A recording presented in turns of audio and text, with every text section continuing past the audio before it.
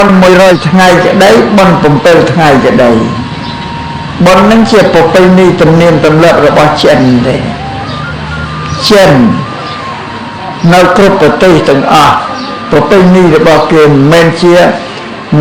ជាប្រពៃណីក្នុងពុទ្ធសាសនា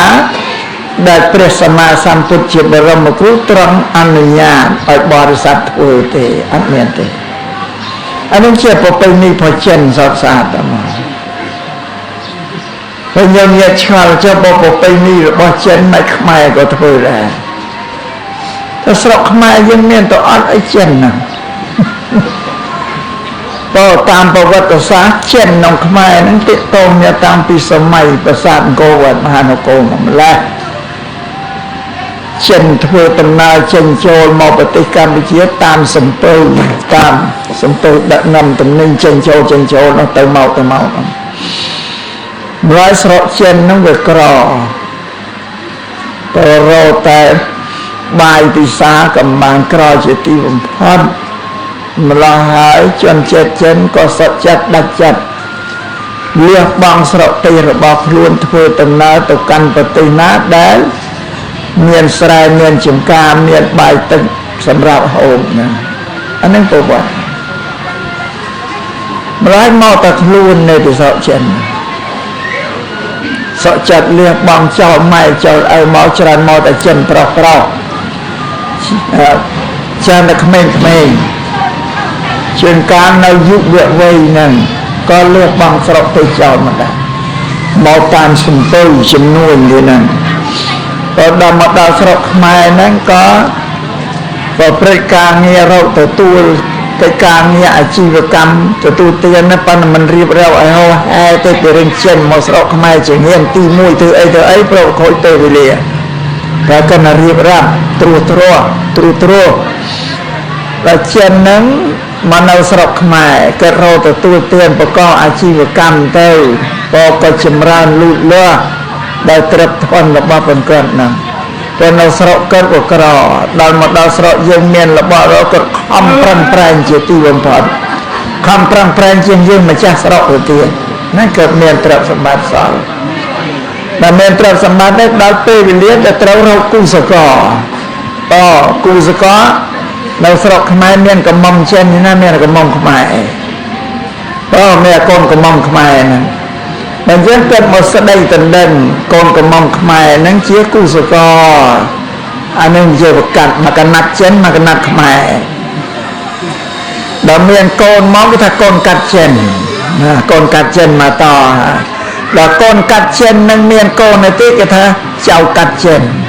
ចៅកាត់ចិនចៅទូចៅលួចចិនណាវាមានខ្មែរមកកណាត់ចិនមកកណាត់ហ្នឹងហើយវាប្រពៃណីកាលណាមានបុព្វការីជនអនិច្ចកម្មទៅខាងចិននៅ7ថ្ងៃគេសែនម្ដងគេសែនអត់មានធ្វើពិធីឲ្យតាមពុទ្ធសាសនាទេគេទៅសែនភ្នោហ្នឹងបើដល់គ្រប់49ថ្ងៃគេធ្វើម្ដងទៀតអានេះចិនសពដល់គ្រប់100ថ្ងៃគេធ្វើម្ដងទៀតប្រពៃណីរបស់ចិនមានតែ3ប៉ុណ្ណឹងឯងបុព្វការីជនដែលលះទៅមានតែ3ដល់ផុតរំលងពីនោះទៅក្រឹមតែមួយឆ្នាំគេទៅធ្វើឆេញមេងភ្នោតែម្ដងទេប៉ុន្តែមិនប្រព្រឹត្តតាមពុទ្ធសាសនាតាមពិធីចិនគឺសែនព្រេនភ្នោហ្នឹងឯងណាសែនព្រេនទៅមាន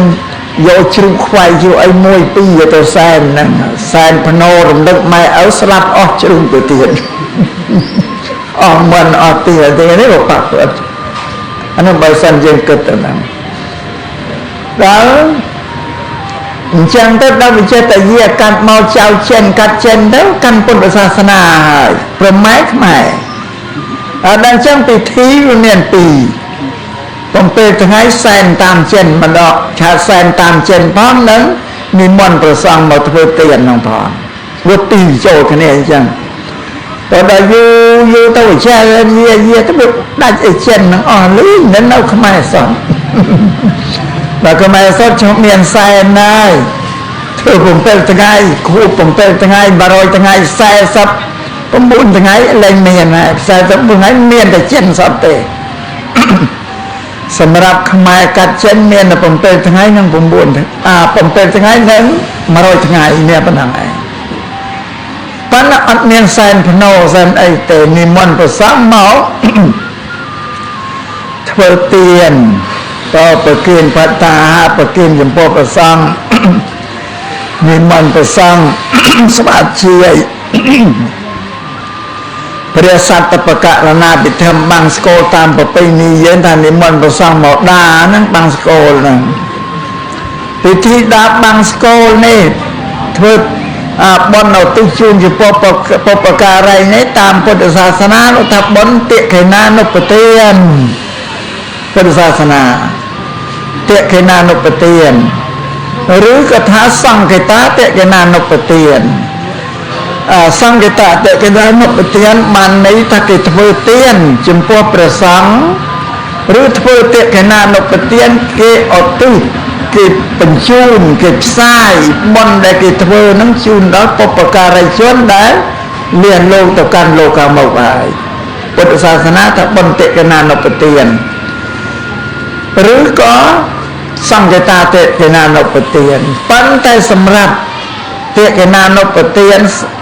របស់ខ្មែរយើងក្នុងតាមព្រមអានពុទ្ធសាសនាគេប្ររពធ្វើតែថ្ងៃណាដែល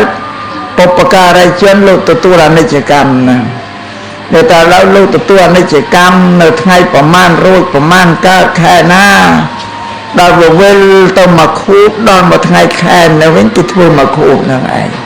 ថ្ងៃដែលកើតទទួលមរណកាលហ្នឹងអានេះតិខេណានុបទានប្រពៃណីរបស់ជាតិយើងហ្នឹងធ្វើនោះវាស្របទៅតាមបុណ្យវិសាខបូជាដែលញោមញាតិពុទ្ធបរិស័ទយើងទូទាំងប្រទេសតែងតែដល់ថ្ងៃ15កើតខែពិសាខហើយតែងតែធ្វើបុណ្យវិសាខបូជាអញ្ចឹងវិសាខបូជាហ្នឹងបានន័យថាបូជាខែវិសាខថ្ងៃ15កើតខែវិសាខហ្នឹងគេបូជាថ្ងៃ15កើតខែវិសាខគេឲ្យឈ្មោះថាអញ្ចឹងប៉ុន្តែអត្តន័យនៃបុណ្យវិសាខបូជាគឺគេធ្វើរំលឹកកាលថ្ងៃដែលព្រះសម្មាសម្ពុទ្ធជាបរមគ្រូទ្រង់ប្រសូតទ្រង់បានត្រាស់ដឹងជាសព្វញ្ញូពុទ្ធទ្រង់បរិនិព្វានព្រះសម្មាសម្ពុទ្ធថ្ងៃដែលប្រសូតបានត្រាស់ជាពុទ្ធបរិនិព្វានថ្ងៃ15កើតវិសាខដូចគ្នាទាំងអស់ខុសតែឆ្នាំទេនឹងដែលយើងនិយមធ្វើបុណ្យវិសាខបូជាគឺរំលឹក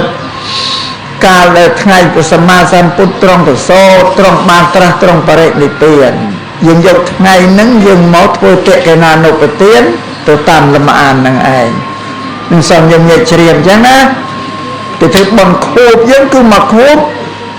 បុព្វការីបុគ្គលនោះអនិច្ចកម្មថ្ងៃណាខែណាទៅដល់វិលចេះមកជុំក៏មកខួបគេធ្វើបើយើងមិនសូវបានប្រព្រឹត្តទៅទីព្រឹត្តដូចជាបុណ្យវិសាខបូជាទេជាងកាលធ្វើបានតែ2 3ខួបទៅក៏ទៅពញាទៅរហូតដល់ទៅ5ខួប6ខួបបានធ្វើម្ដងក៏មាននឹងសូមជម្រាបអញ្ចឹង